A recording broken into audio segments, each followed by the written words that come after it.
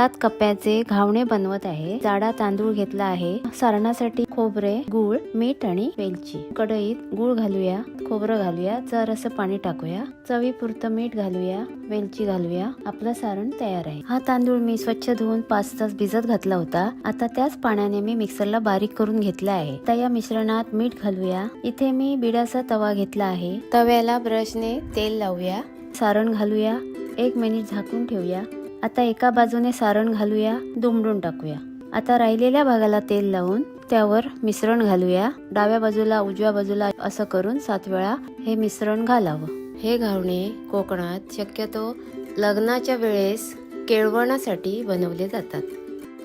आपण जेव्हा मिश्रण घालतो त्यावेळेस ते जास्त सुकू द्यायचं नाही, कारण दुसऱ्या बाजूला जो घावणा घातलेला असतो तो खालच्या बाजूने जास्त करपू शकतो।